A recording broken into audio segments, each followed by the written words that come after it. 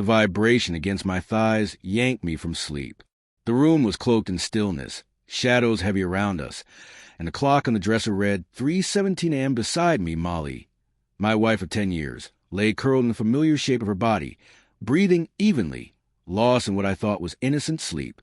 At first, I thought it was my phone.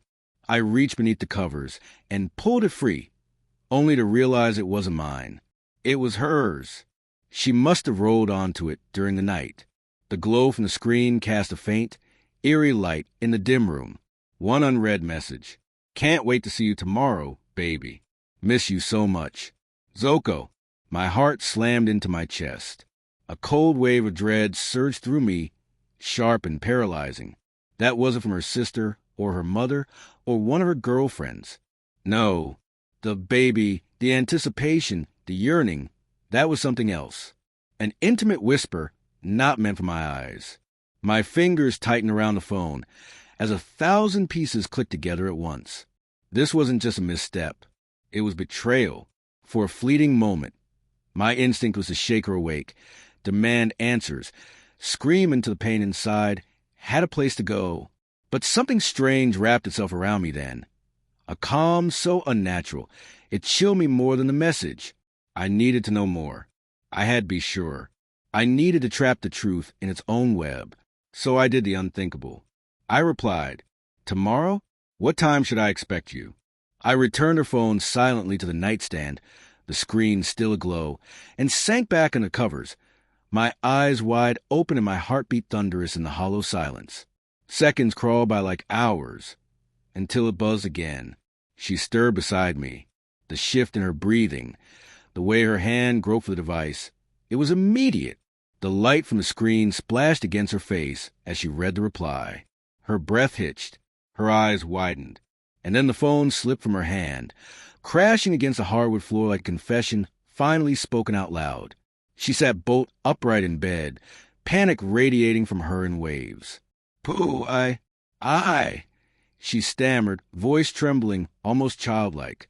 I rubbed my eyes, faking grogginess. "What's wrong?" "Nothing," she said too quickly. "Just a bad dream." She scrambled out of bed, snatched up her phone, and rushed to the bathroom, slamming and locking the door behind her. There it was. Confirmation, as hard and brutal as a slap to the face. All the late nights, the hushed phone calls, the vague excuses about deadlines and office crises. It had all been real. My wife, the woman I had given a decade of my life to, was cheating on me. I lay there, staring at the ceiling as the silence pressed down like a suffocating weight. The world I thought I knew was splintering apart, piece by piece. The home we'd built, the dreams we planned, they felt poisoned now, tainted by her lies. Eventually, the bathroom door opened. She stood there, ghost-like, pale, trembling, mascara smudged around her swollen eyes. She looked like she'd aged 5 years in that single hour. Her gaze didn't quite meet mine. "We need to talk," she said, her voice brittle and drenched in regret. "I think we do," I replied, my words ice cold. "Who is he?" Her face drained of color. She opened her mouth, but for a moment, no sound came out. Then, in a whisper so faint I had to strain to hear it, she said, David, the new project manager, the charming, overly charismatic one who always seemed too eager to help, too conveniently nearby during office parties and team retreats. I'd suspected something about him, but I never wanted to believe she'd fall for someone like that. And then it all unraveled. In painful detail, she told me everything. Secret glances across conference tables. After-hours dinners disguised as work obligations. Weekend getaways framed as networking retreats. Lies, layer upon layer of deceit, built into our life like run the walls of a beautiful house. She cried. She begged. She clutched at my arms like a drowning woman, swearing it had meant nothing, swearing she still loved me. But I felt nothing for her then. Not love, not hate, just a cold finality. I didn't shout. I didn't throw anything or collapse into sobs. The rage inside me had passed beyond fire. It was glacial now, unmoving and absolute. I simply told her to leave, to pack up and go. By dawn, She was gone, a shadow vanishing into the morning light, leaving behind a hollow shell of the life we once shared.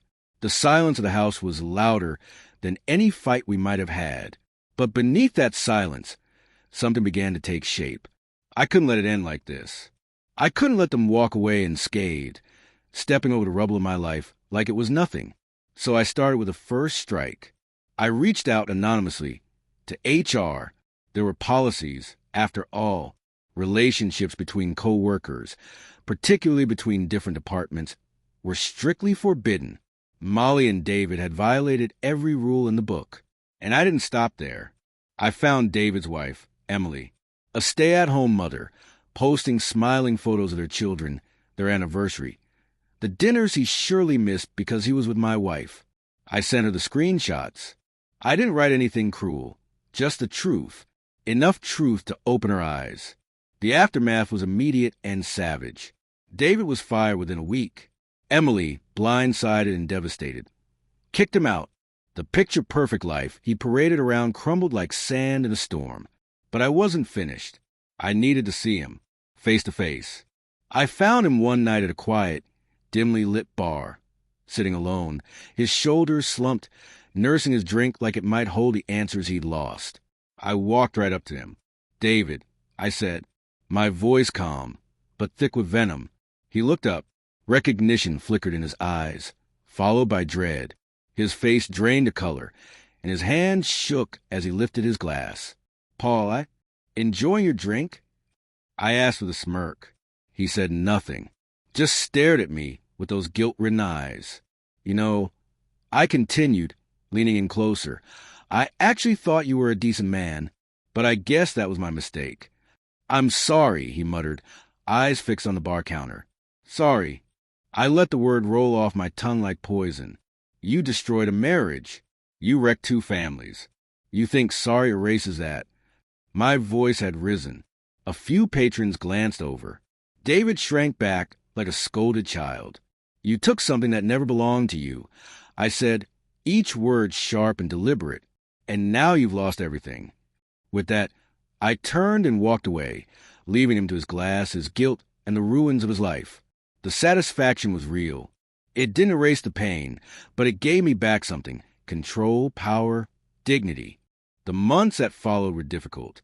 Grief doesn't follow a straight line, and betrayal leaves no clean wounds. But I did what I had to do. I saw a therapist. I dove into my work.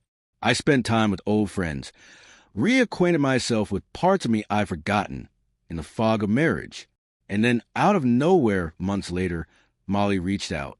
She sent a long message, apologizing again, saying she'd lost everything: her job, her home, her partner, that she was trying to rebuild from the ashes of her own ruin, that she hoped one day I might find in my heart to forgive her. I stared at that message for a long time.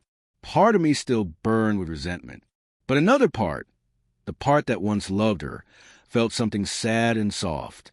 Pity, maybe, or simply recognition of a shared wreckage. But I didn't respond. I deleted it. It was over.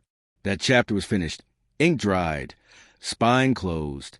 The scars would stay, I knew, but they would not define me. I had walked through fire, and I was still standing. Stronger, sharper, unshakable. Never again would I hand my soul to someone without knowing they'd guard it as I would theirs. Never again would I let betrayal blindside me. The pain had carved me into someone new, and I would never be a victim again.